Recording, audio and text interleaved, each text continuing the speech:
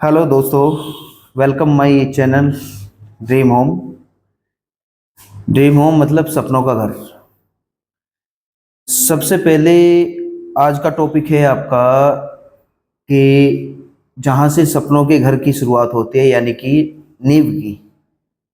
दोस्तों, क्या होता है कि स्ट्रक्चर इंजीनियर जो ड्राइंग बना के देते हैं ना ओनर को, वो ड्राइंग समझ में ही नहीं आती किसी को कि उसमें ड्राइंग में दिया क्या है, रीइंफोर्समेंट की रिक्वायरमेंट क्या क्या दी दी हुई है। और उसमें क्या करते हैं कि जो कॉन्ट्रैक्टर होता है, ठेकेदार होता है, वो करता है अपनी मनमानी। मनमानी कैसे करता है? क्योंकि ओनर को पता ही नहीं होता है कि कहाँ पे किस कॉलम में कितना सरिया दिया है, या जो उसकी कॉलम की फुटिंग है उसमें कितना सरिया डालना है, क्या करना है क्या नहीं करना है। तो इसमें यही होता है कि उसमें फिर वो अपने मन मर्जी से काम करता है, जिसमें कि ये चीज़ें गलत होती है। अगर हमने किसी स्ट्रक्चर इंजीनियर को हायर किया है या आर्किटेक्ट को हायर किया है, तो उस कंडीशन में क्या होता है कि हमें एज पर ड्राइंग करने में ही बेटर कंस्ट्रक्शन बन के आता है। तो सबसे, ताकि हमारे किसी भी दोस्त को या कोई भी हमारे क्लाइंट है, ओनर है, किसी को इसके बारे में कोई दिक्कत ना आए, समझने में ड्राइंग को दिक्कत ना आए, इसके लिए हम ये वीडियो बना रहे हैं, जिससे आपको सारी ड्राइंग के बारे में जानकारी मिले कि ड्राइंग में आखिर क्या क्या चीज़ें मेंशन होती है और क्या क्या चीज़ों का ध्यान रखा जाता है। तो चलिए आपको बताते हैं कि ड्राइंग को कैसे समझे और क्या करें। चलिए अब आपको हम समझाते हैं ड्राइंग के बारे में। ड्राइंग में होता है एक तो प्लान, फुटिंग, लेआउट होता है। फुटिंग प्लान जिसको बोलते हैं, जिसमें कॉलम मेंशन होते हैं, हमारे फुटिंग मेंशन होती है कि, और इसमें सेंट्रल लाइन ही मेंशन होती है। सेंट्रल लाइन, एक सेंट्रल लाइन से कितनी सेंट्रल लाइन की दूरी होती है। एक ड्राइंग होती है हमारी, दूसरी होती है ड्राइंग जिसमें फुटिंग की डिटेल लिखी होती है। उस ड्राइंग में सबसे पहले क्या देखना होता है कि फुटिंग डिटेल में जो साइड में मेंशन किया होता है, डिटेल दी होती है, उसमें क्या चीज़ें विशेष तौर पे देखनी चाहिए। सबसे मेन क्या होता है, स्ट्रक्चर स्ट्रक्चर ड्राइंग में किस ग्रेड का मसाला यूज करना है, फुटिंग में कितना करना है, या स्लैब में कितने ग्रेड का मसाला यूज करना है, वो सब मेंशन होता है। जैसे यहाँ पे लिखा हुआ है M20। M20 का मतलब है आपका 1.5 3। और एक एक होता है कि कॉलम में M25, जिसका रेशियो होता है 1:1:2।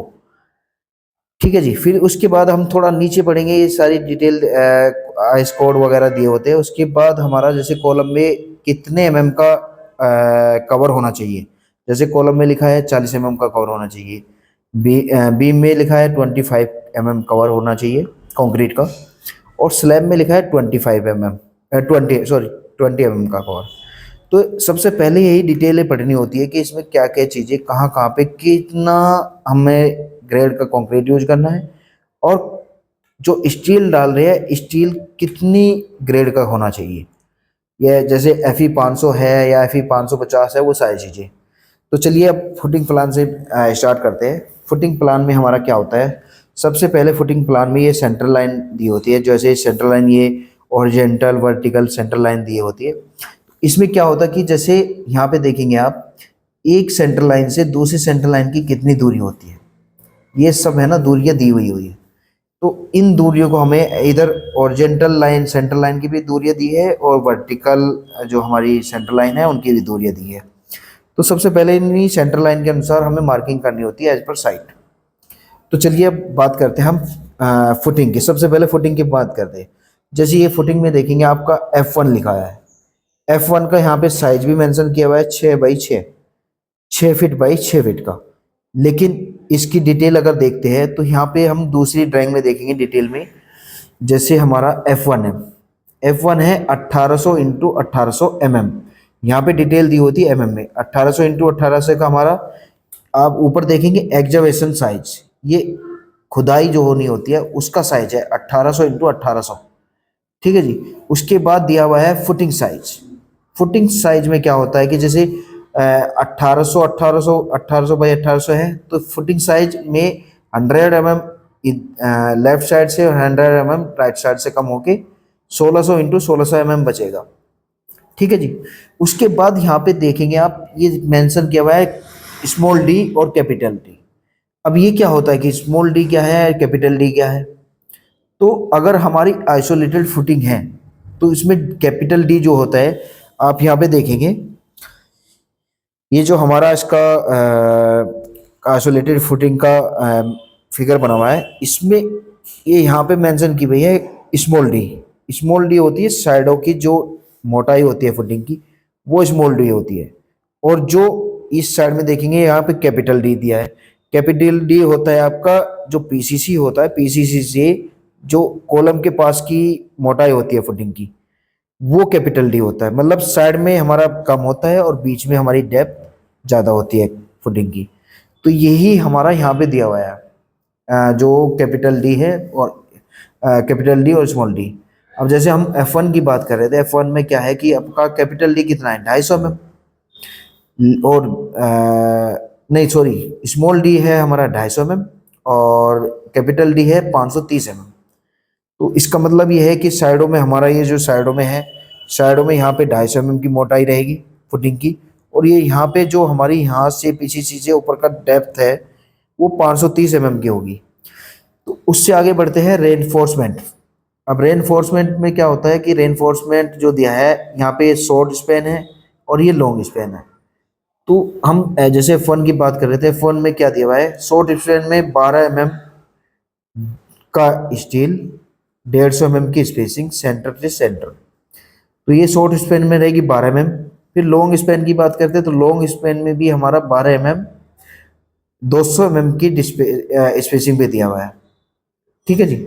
ऐसे ही हम बात करते हैं जैसे हमारा यहाँ पे F2 दिया है, F3 दिया है, F4 दिया है, कोई भी फुटिंग साइज है, बस सबसे पहले उसमें फुटिंग में ये देखना होता है कि उसका खुदाई का साइज क्या दिया हुआ है, उसके बाद फुटिंग साइज क्या है, उसके बाद जो हमारी फुटिंग है उसमें स्मॉल डी कितना है, कैपिटल डी कितना है।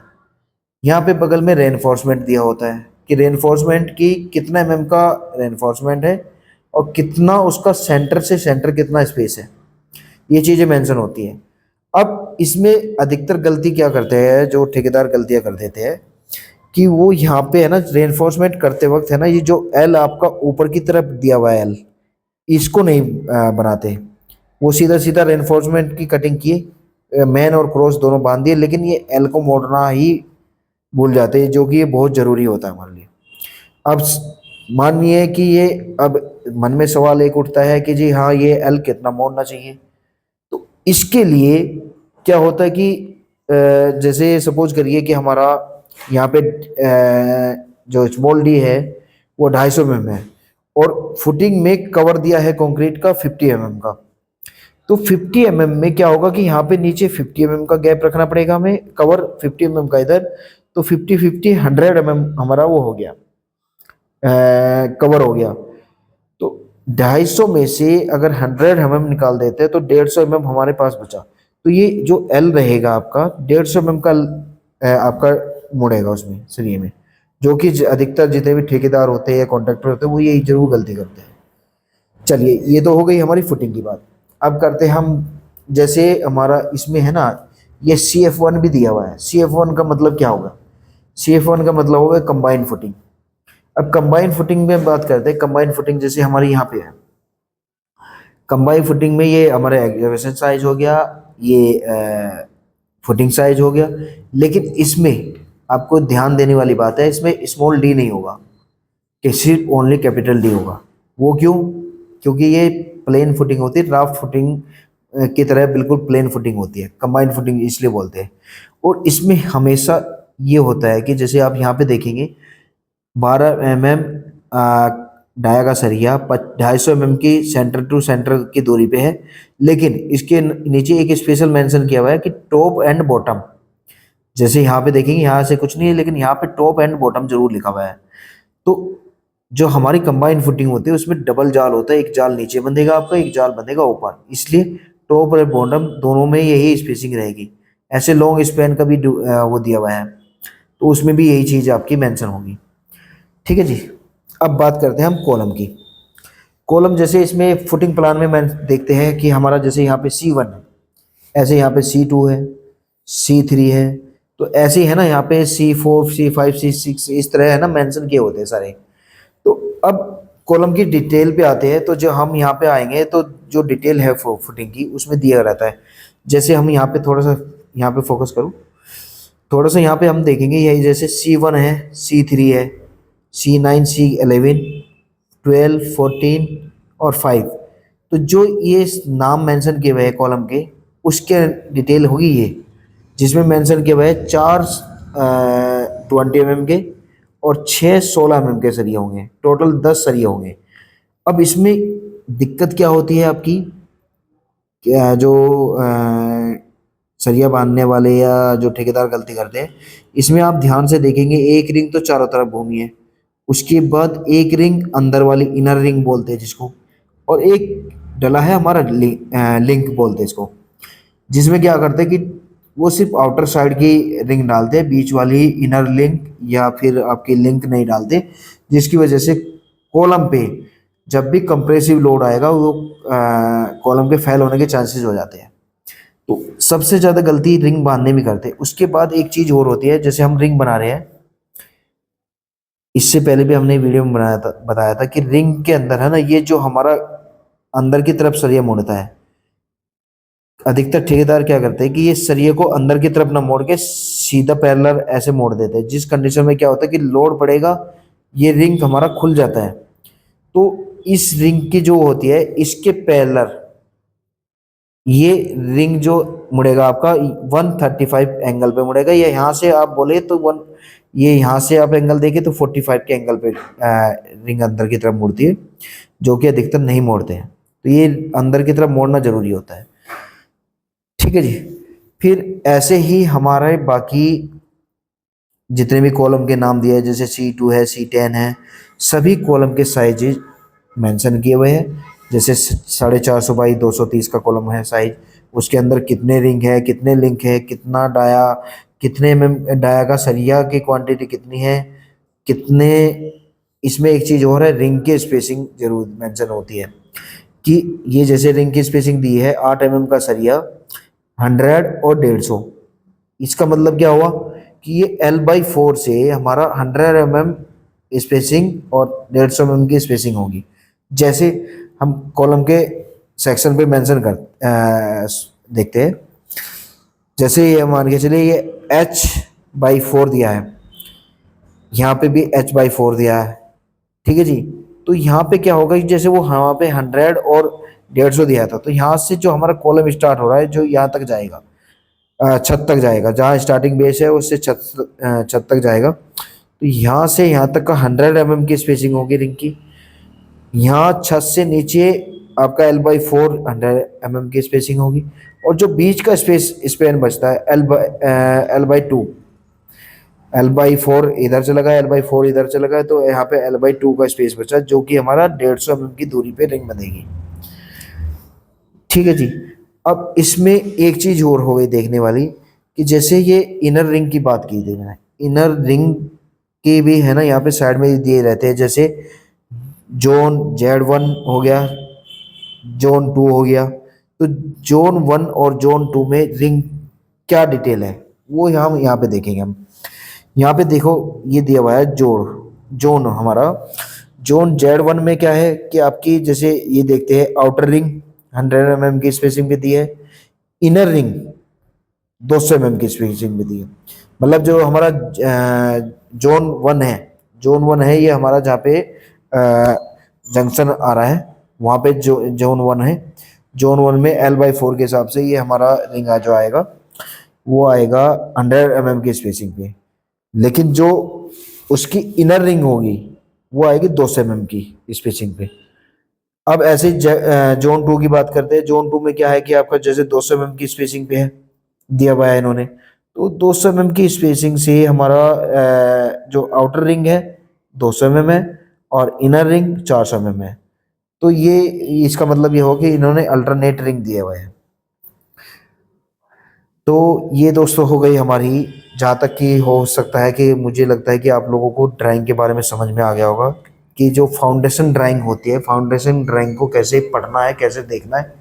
बस मेन ये चीज़ें का ध्यान रखता है। एक प्लान ड्राइंग होते हैं, लेआउट प्लान होता है, जिसमें एग्जावेशन साइज, फुटिंग साइज, ये चीज़ें मेंशन होती है। दूसरा आपकी फुटिंग की डिटेल होती है, जिसमें ये सारी चीज़ें आपकी डिटेल में मेंशन होती है। इस ड्राइंग को, फाउंडेशन ड्राइंग को समझने के लिए आपको बस दोनों ड्राइंग होना ज़रूरी है। जब तक दोनों ड्राइंग नहीं होगी आपकी, तब तक तो दोस्तों आपको समझ में आ गया होगा कि फाउंडेशन ड्राइंग को कैसे हमें पढ़ना है, कैसे हमें समझना चाहिए, किन किन चीज़ों का ध्यान रखना चाहिए। अगर किसी भी दोस्त का या भाई का, किसी का भी, या किसी को अपना मकान कंस्ट्रक्शन कराना है, उसको किसी भी बारे में डाउट है, वो हमें कमेंट करके, कोई भी जानकारी उसको चाहिए वो आप हमें कमेंट करिए, हम उसका पूरा का पूरा रिस्पॉन्स करेंगे। ठीक है दोस्तों, और अगर कोई भी चीज़ें हो तो आप डेफिनेटली आप हमें कमेंट करिए। ओके, धन्यवाद, थैंक यू।